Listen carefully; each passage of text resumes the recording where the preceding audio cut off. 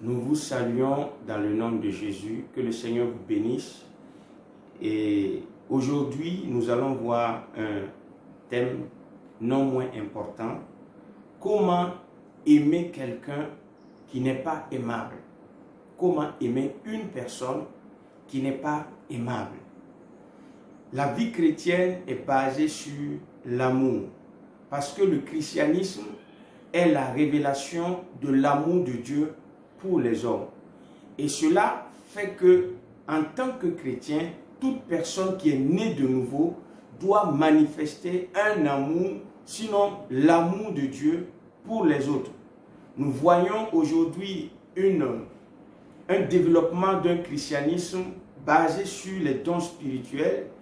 Et malheureusement, nous voyons plusieurs personnes qui exercent puissamment les dons spirituels, mais qui développent peu le caractère de Christ. Parce que l'ignorance peut faire qu'on utilise la puissance de Dieu pour détruire, comme la proposition de Jacques et Jean, qui voulaient détruire le village samaritain parce qu'il n'avait pas été accueilli. Ils voulaient faire descendre le feu de Dieu pour consumer le village samaritain parce que simplement, ils n'avaient pas appris à développer l'amour, le fruit de l'esprit.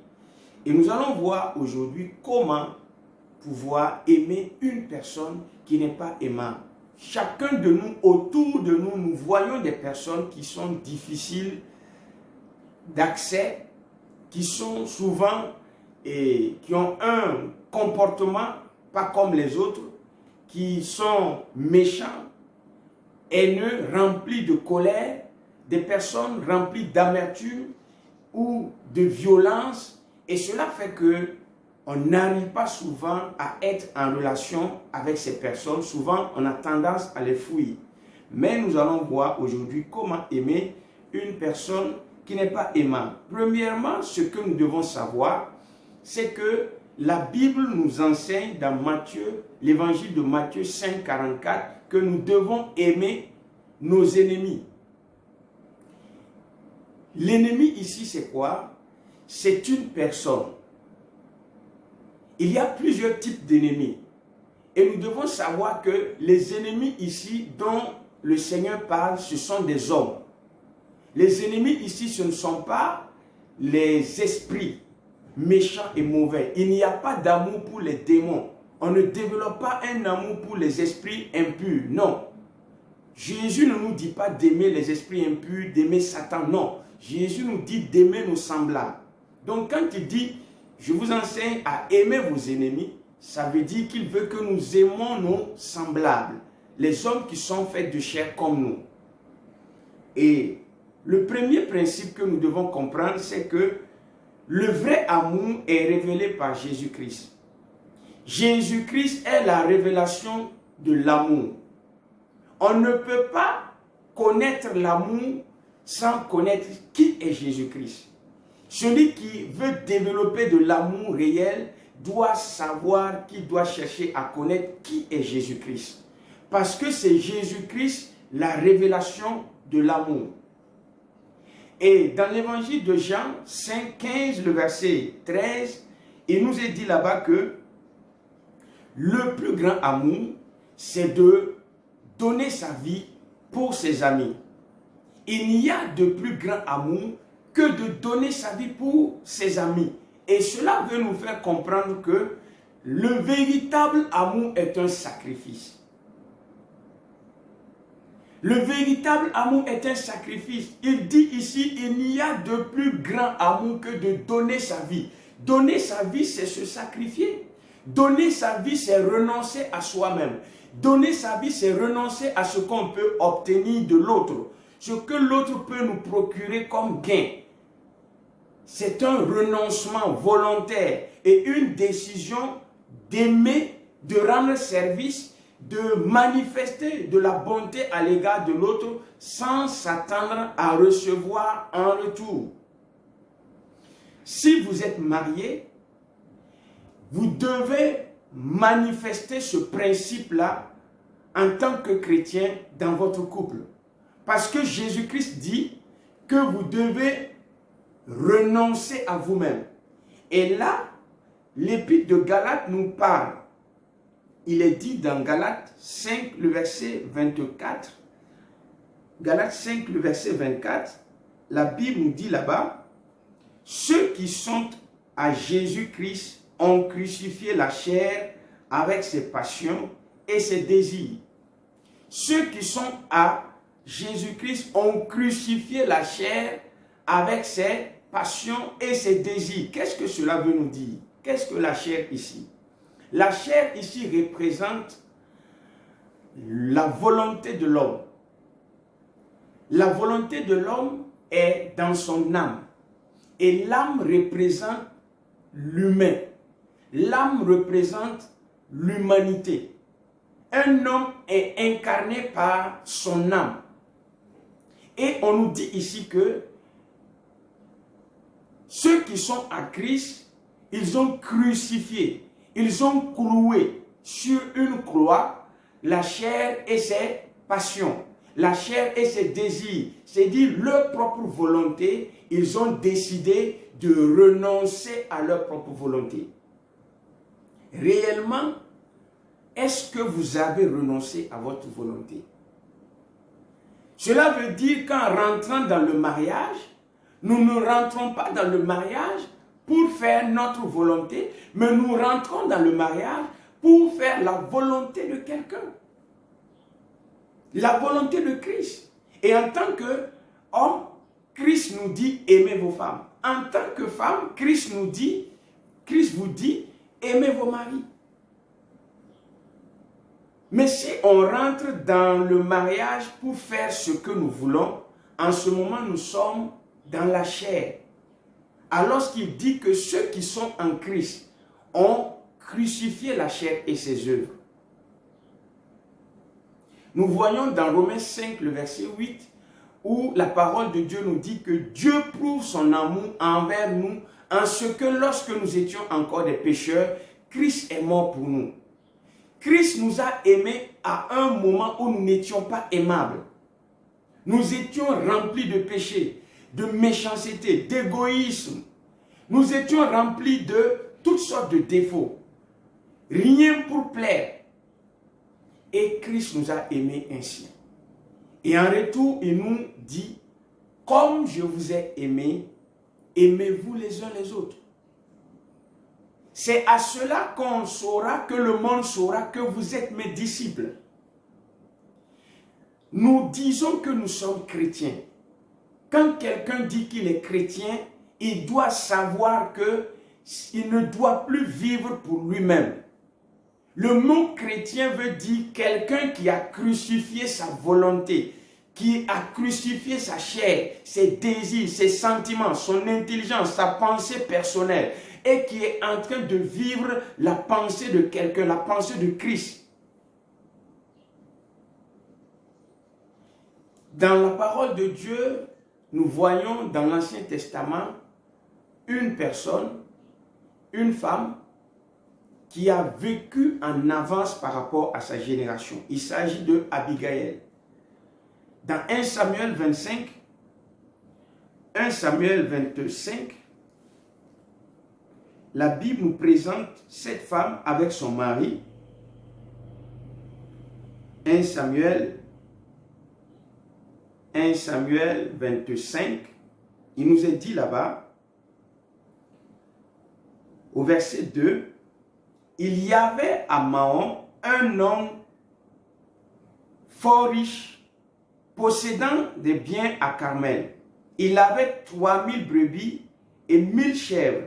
Il se trouvait à Carmel pour la tonte de ses brebis. Le nom de cet homme était Nabal et sa femme s'appelait Abigail. C'était une femme de bon sens et belle de figure, mais l'homme était dur et méchant dans ses actions. Il descendait de Caleb. Amen. On présente ici un couple où on dit que dans ce couple, l'homme était dur et méchant et la femme était douce et remplie de bonté. voici déjà ici une image qui nous montre que c'est possible d'aimer une personne qui n'est pas aimable. Dans ce couple, on nous montre un homme dur et méchant et une femme douce et aimable.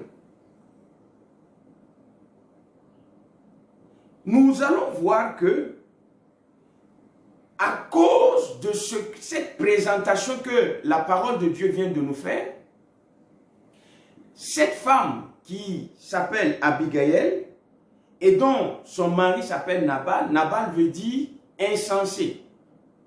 Donc, une femme intelligente qui vit aux côtés d'un homme insensé. Regardons ce que la Bible nous dit dans Proverbe 30, le verset 21. Proverbe 30, le verset 21. La Bible dit, 3 choses font trembler la terre, et il en est 4 qu'elle ne peut supporter. Un esclave qui vient à régner, un insensé qui est rassasié de pain. La Bible dit que 4 choses font trembler la terre, dont l'une c'est un insensé qui est rassasié de pain. On présente Nabal comme un insensé qui est riche.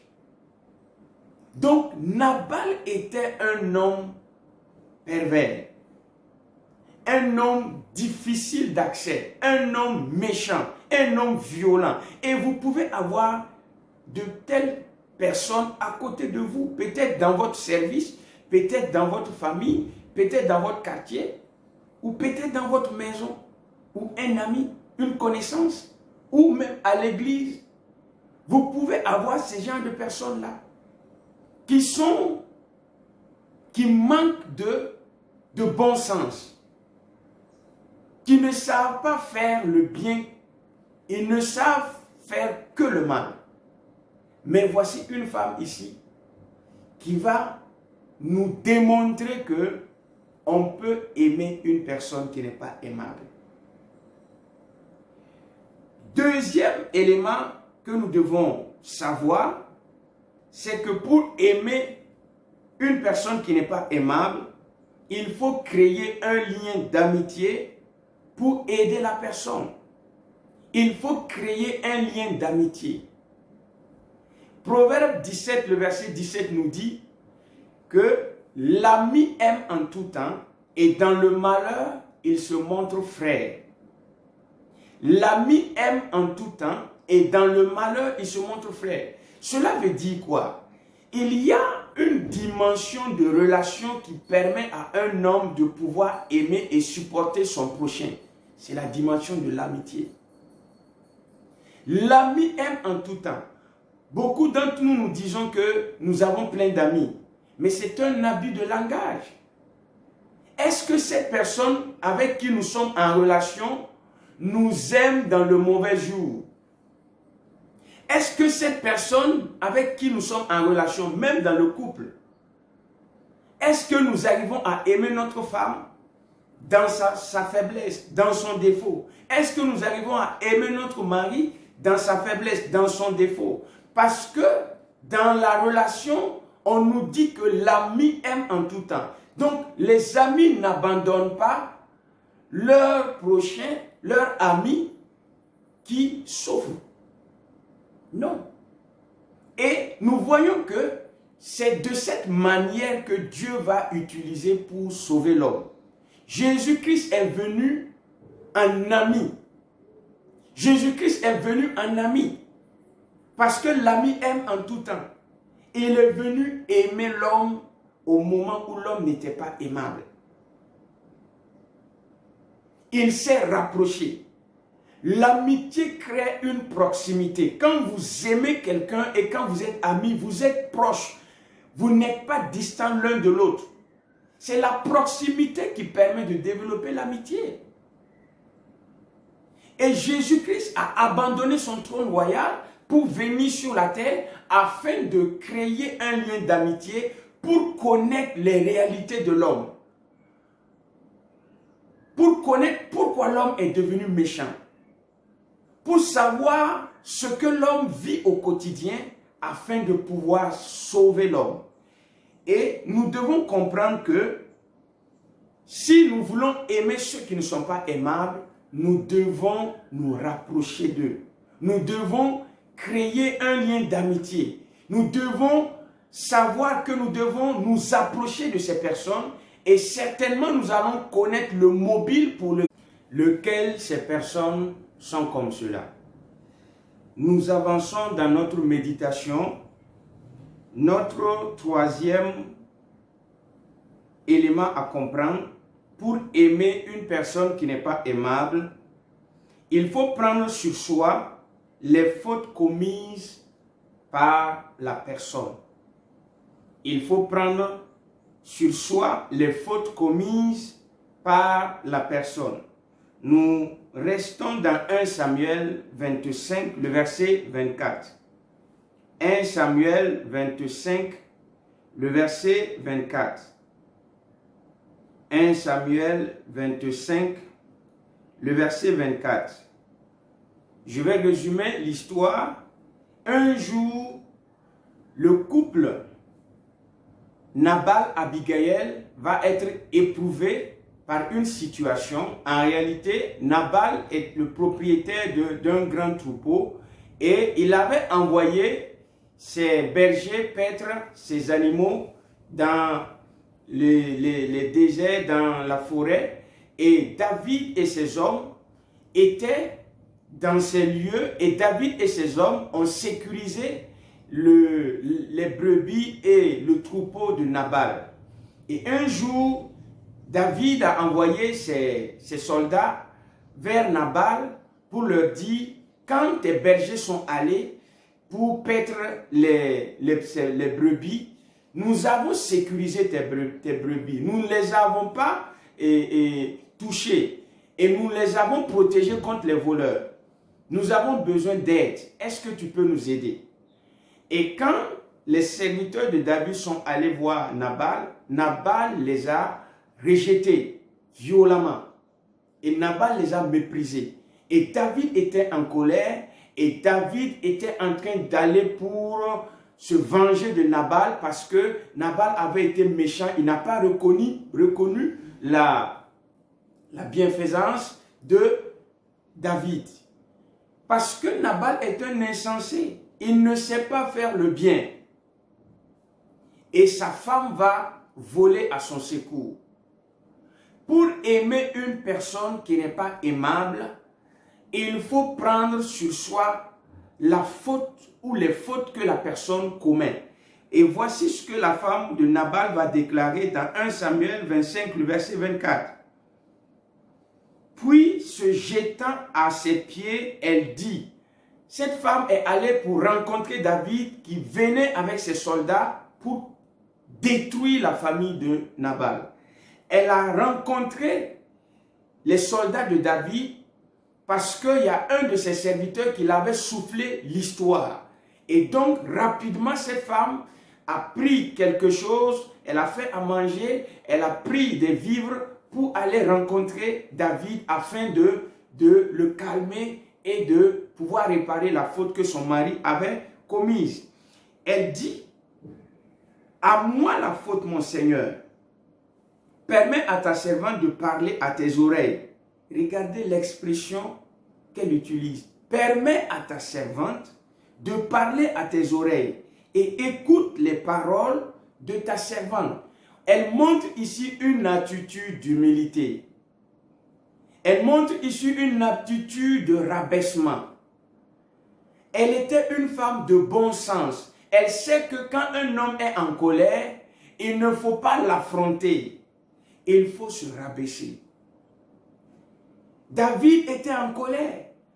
Il n'avait pas besoin que cette femme lui montre un visage aigri. Et les paroles de Abigail déjà vont jeter de l'eau dans le feu, vont apaiser. cette colère de David. Permets à ta servante de parler à tes oreilles. Elle montre ici une attitude de rabaissement. Et elle dit, à moi la faute. Elle prend la faute de son mari sur elle-même. Elle décide d'assumer la faute de son mari. Mais combien d'entre nous, nous dévoilons la nudité des autres? Nous exposons les autres. Les maris exposent leurs femmes. Oh, ma femme là, elle ne vaut rien. Les femmes exposent leur mari. Mon mari là, il ne vaut rien. Les pasteurs exposent leurs disciples. Les disciples exposent leurs pasteurs. Les amis s'exposent en public. C'est des trahisons. Pourquoi? Parce qu'on n'a pas le véritable, on ne connaît pas le véritable amour. Le véritable amour est un amour qui prend sur soi les fautes. Cette femme pouvait dire, il s'est planté, mon mari s'est planté, qu'il se débrouille.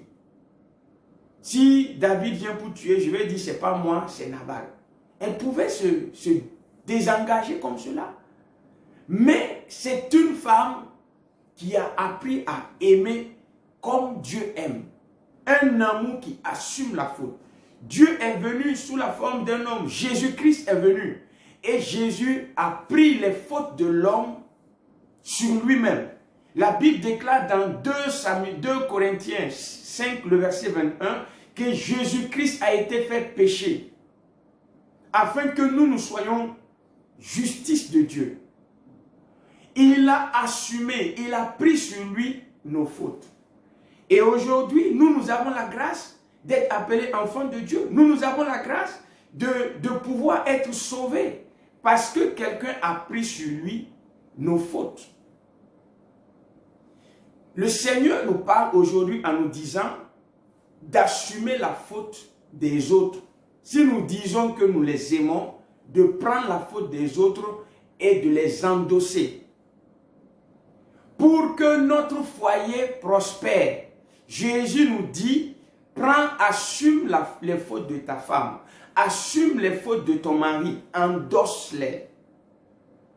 Jésus nous dit, il parle au pasteur, il dit au pasteur, endossez les fautes de vos fidèles chrétiens.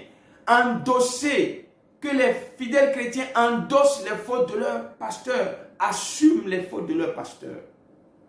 Que le patron endosse les fautes de son employé, que les employés endossent les fautes de leur employeur. Quelqu'un va dire, ce n'est pas possible. Mais c'est possible si nous sommes crucifiés dans la chair. Parce que ce n'est pas une œuvre humaine, c'est une œuvre de l'esprit. On doit passer par le processus de la crucifixion de la chair.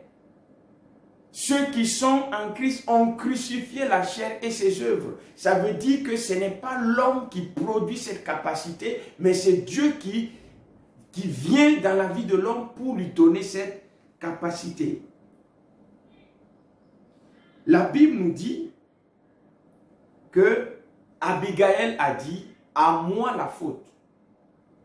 Vous pouvez aider votre mari en endossant la faute qu'il vient de faire. Vous pouvez aider votre enfant en endossant la faute qu'il a accomplie. Vous pouvez sauver votre famille de la destruction, de la division, en disant c'est ma faute si mes enfants sont comme cela, c'est ma faute si l'église est comme cela, c'est ma faute. C'est parce que personne n'assume sa responsabilité, c'est parce que tout le monde accuse facilement les autres, en disant non, c'est les autres, ce n'est pas moi. Que les choses ne changent pas et qu'il y a la trahison, la division et tout ce que notre société connaît aujourd'hui. Quatrième chose que nous devons faire pour aimer une personne qui n'est pas aimable, après avoir pris sur soi les fautes de la personne, nous devons nous engager, il faut s'engager à réparer la faute de cette personne.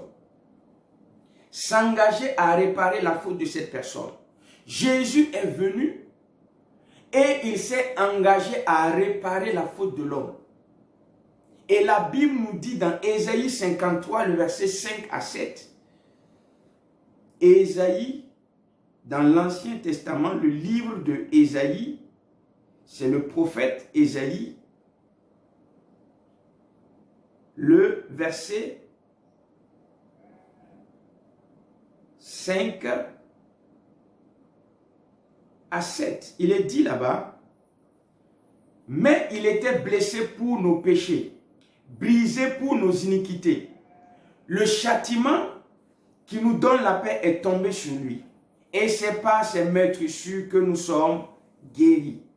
Nous étions tous errants comme des brebis. Chacun suivait sa propre voie.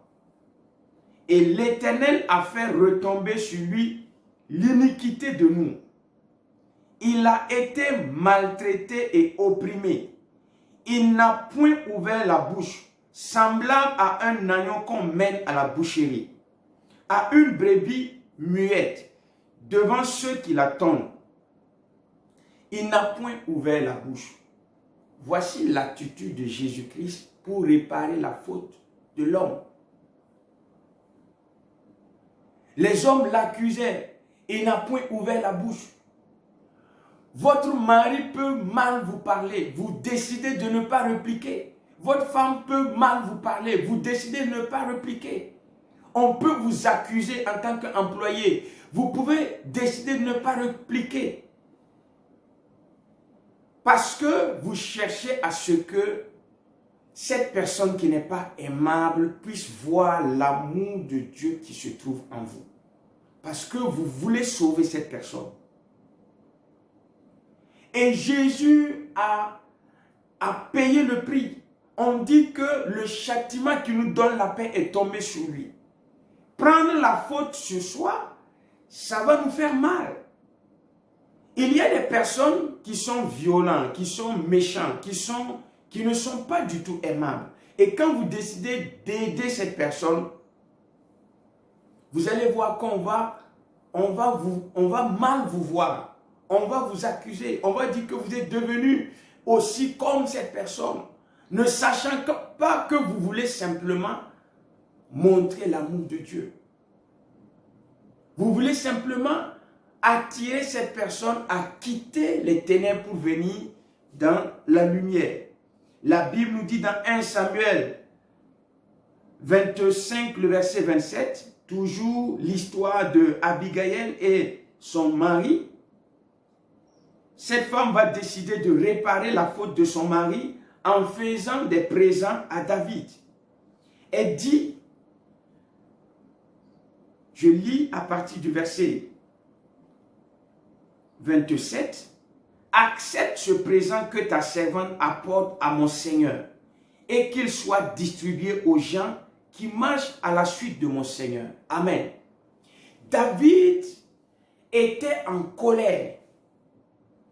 Il était rempli de colère et il venait pour tuer, pour exterminer. Et l'attitude de Abigail était habituée à ce genre de comportement.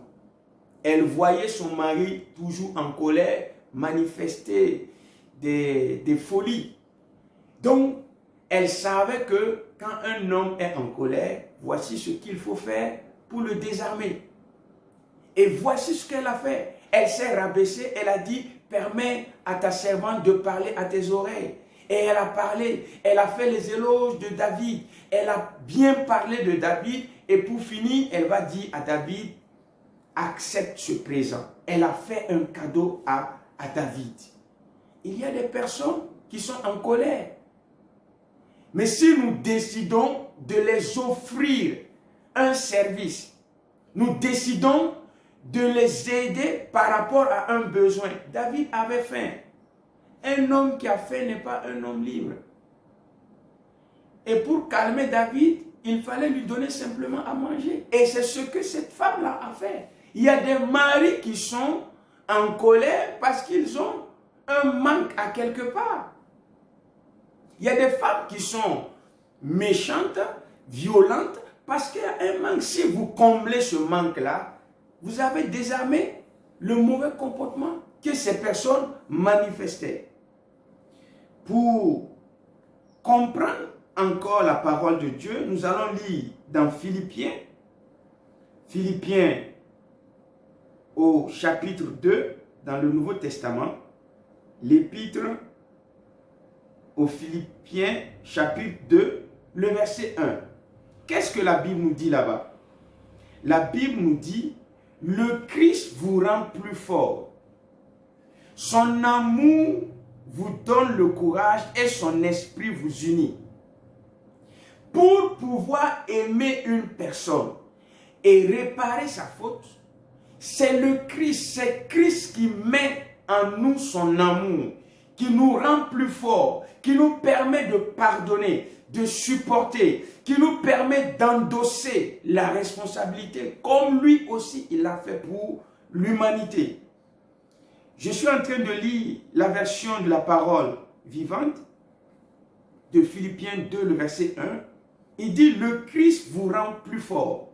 Son amour pour vous vous donne du courage et son esprit vous unit. Vous êtes pleins de tendresse et de pitié les uns pour les autres. Quand nous sommes en Christ, nous avons pitié des gens qui sont méchants. Ce n'est pas de la haine qu'on développe contre ces personnes, c'est de la pitié, c'est de la compassion. On ne les voit pas comme des personnes avec qui on doit s'affronter, mais on les voit comme des personnes avec qui nous devons tendre la main pour les secourir, parce qu'ils ne savent pas ce qu'ils font. Il dit, toujours l'apôtre Paul parle aux Philippiens, il dit, eh bien, remplissez-moi de joie en vous mettant d'accord. Ayez un même amour, un même cœur, une même pensée.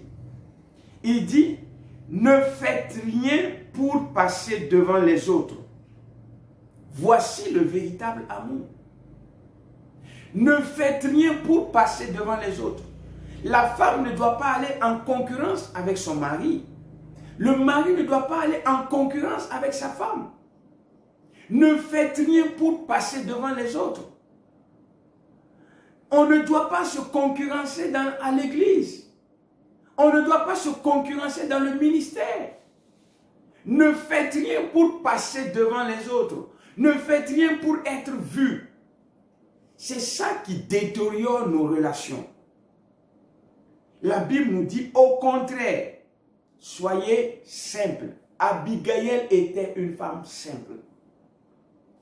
Et pensez que les autres sont meilleurs que vous. Elle avait un esprit d'humilité qui faisait qu'elle respectait l'autorité de son mari. Elle se disait toujours, c'est mon mari. Il mérite le respect quoi qu'il ait des défauts. Il mérite ma considération. Mais si vous êtes une femme, vous dites, mon mari est méchant, mon mari est violent, et vous méprisez votre mari, en ce moment, vous n'êtes pas en train d'entretenir un comportement pour amener la paix. Cette femme, son mari n'était pas aimable. Elle a décidé de toujours le respecter. Elle a décidé de toujours l'honorer. Et c'est ce que l'apôtre Paul dit aux Philippiens. Il dit au contraire, soyez simples et pensez que les autres sont meilleurs que vous. Si tous les chrétiens acceptaient la pensée de Christ, Christ est en train de nous révéler comment aimer ceux qui ne sont pas aimables. Il dit que chacun, si nous sommes en Christ, nous devons savoir que, et nous devons considérer que les autres sont meilleurs que nous. Nous devons savoir que les autres sont meilleurs que nous. Nous devons comprendre cela. Mais si nous les rabaissons, si nous les méprisons, si nous les humilions, nous ne sommes pas en train de montrer l'amour de Dieu. Il dit, ne cherchez pas votre intérêt à vous, mais cherchez l'intérêt des autres. Cherchez l'intérêt des autres. Le Seigneur veut que nous commençons à mettre fin à nos propres intérêts. Dans le couple, c'est moi qui fais ça. Chaque fois, c'est moi qui paye les factures. Chaque fois, c'est moi qui règle les problèmes de la maison. Toi, tu ne fais rien. C'est bien quand vous dites ça. Et c'est même admirable. Et en réalité, vous êtes en train de faire ce que vous devez faire en tant que chrétien. Si vous êtes chrétien. Oui, dans le service, c'est vous qui réglez chaque fois les problèmes. C'est une bonne chose. La Bible nous dit de ne pas considérer nos propres intérêts, mais de considérer l'intérêt des autres. Il dit toujours, entre vous, conduisez-vous comme des gens unis au Christ Jésus. Entre vous, conduisez-vous comme des gens unis au Christ Jésus. Le Seigneur est en train de nous parler pour nous aider à restaurer l'amour dans nos familles, à l'église, dans nos lieux de service, partout où nous sommes en tant que chrétiens. Conduisons-nous de façon à ce qu'on puisse voir Christ en nous. Pour aller vers la fin de cette méditation, nous devons intercéder pour ces personnes qui ne sont pas aimables. Nous devons toujours intercéder pour la personne qui n'est pas aimable. Dans Ésaïe 53, le verset 12, la Bible nous dit là-bas que Jésus a intercédé pour le coupable. Jésus a intercédé pour le coupable. Et Abigail, dans sa démarche, a intercédé pour son mari. Elle a fait un plaidoyer. Elle a dit, ne considère pas Nabal, il est comme son nom le dit, il est insensé. Donc on ne peut attendre d'un insensé que des actes de folie. Elle a fait un plaidoyer, elle a plaidé, elle a intercédé pour sauver son mari. Dieu voudrait qu'au lieu d'accuser quelqu'un pour dire il est méchant, il est ceci, il est cela, que nous puissions porter cette personne dans la prière. Que nous puissions porter cette personne dans la prière. Dieu voudrait qu'au lieu de dire l'État ne fait pas son travail, le gouvernement, ils sont corrompus, que nous portons le gouvernement dans la prière, que nous puissions porter les hommes politiques dans la prière, que nous puissions porter notre famille dans la prière, porter le corps de Christ, l'Église dans la prière, par l'intercession. Tout ce que nous voyons qui n'est pas bien, qui n'est pas aimable, transformons cela en des sujets de prière. Transformons cela en des sujets de prière. Et nous allons voir que le Seigneur va nous accorder de voir un changement. La Bible nous dit dans Éphésiens 1, le verset 16, l'apôtre Paul qui dit aux Éphésiens, je ne cesse de monter des prières pour vous. Je ne cesse de monter des prières pour vous. Le changement est le résultat du fruit, est le résultat de l'intercession. Le changement est le fruit de l'intercession.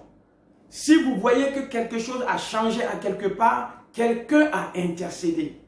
Quelqu'un a plaidoyé, a fait un plaidoyer. Quelqu'un a parlé, a présenté la situation à Dieu et Dieu a apporté la solution. La Bible nous dit, pour terminer, que pour que nous puissions aimer une personne qui n'est pas aimable, nous devons décider de toujours faire du bien sans discuter les arguments. Nous devons faire toujours du bien à la personne sans discuter les arguments. Ne dites pas chaque fois c'est moi. Toi tu ne fais rien. Chaque fois c'est moi, je fais un effort. Ne dites pas ça. Faites toujours le bien sans discuter les arguments. Quand Abigail a sauvé son mari de cette situation, elle est rentrée à la maison. La Bible nous dit qu'elle a trouvé son mari en train de faire la fête.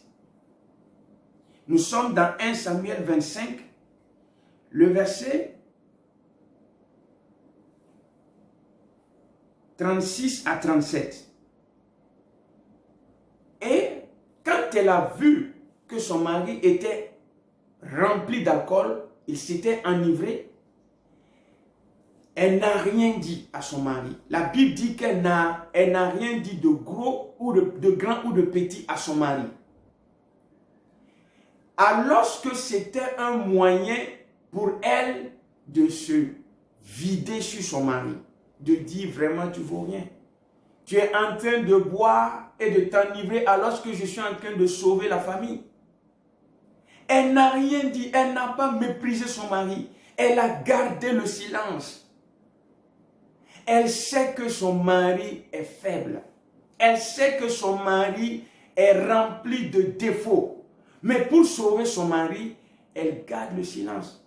Parce que l'intercesseur ne doit pas annuler son intercession par des déclarations de condamnation. Si elle dit un mot, elle va condamner son mari. Mais elle a gardé le silence.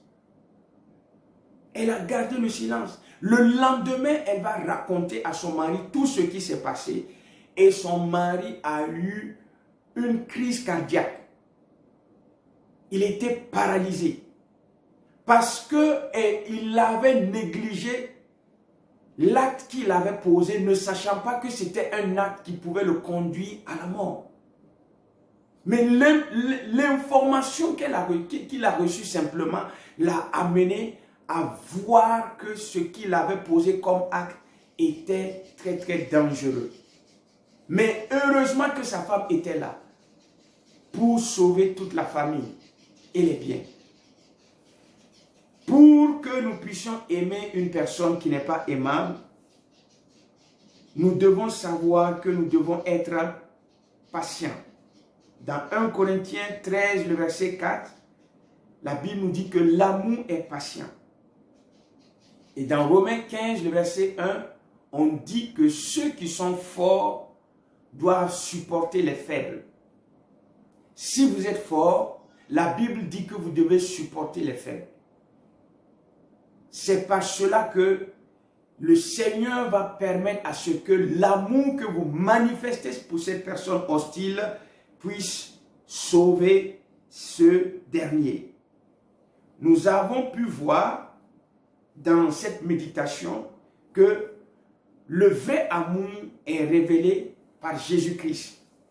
Si vous voulez développer ce véritable amour, vous devez faire l'expérience avec Jésus en donnant votre vie à Jésus-Christ. Et si vous donnez votre vie à Jésus-Christ, vous êtes en train de crucifier votre chair, votre volonté, en disant, non pas ma volonté, mais que ta volonté soit faite, Seigneur. Et la deuxième attitude, pour aimer une personne qui n'est pas aimable, il faut créer un lien d'amitié avec la personne, afin de pouvoir l'aider. Ensuite, il faut prendre sur soi les fautes commises par la personne. Il faut s'engager à réparer les fautes de la personne. Ensuite, il faut devenir un intercesseur. Il faut porter la personne en prière pour demander que le Seigneur puisse toucher la personne et toujours faire le bien sans discuter les arguments et rester patient. C'est par cela, par ce moyen que nous allons pouvoir avoir une attitude pas comme les autres. Nous allons pouvoir aimer même les personnes qui ne sont pas aimables. Que le Seigneur vous bénisse. Je vais prier. Seigneur, je demande que ta grâce se répande dans la vie de toutes ces personnes qui ont écouté et qui ont vu ce message. Je demande que tu puisses transformer leur cœur, libérer leurs pensées de toute influence du royaume des ténèbres qui les faisait rejeter les personnes qui ne sont pas aimables. Je prie que tu donnes la capacité à cette personne qui est en train de suivre ce message, de recevoir un amour divin, une capacité d'aimer son mari, d'aimer sa femme, d'aimer les personnes autour d'elle et de pouvoir libérer un changement de vie dans la vie des autres personnes. Père, je te dis merci parce que ta grâce se répand sur tes enfants. Au nom de Jésus, Amen. Que le Seigneur vous bénisse.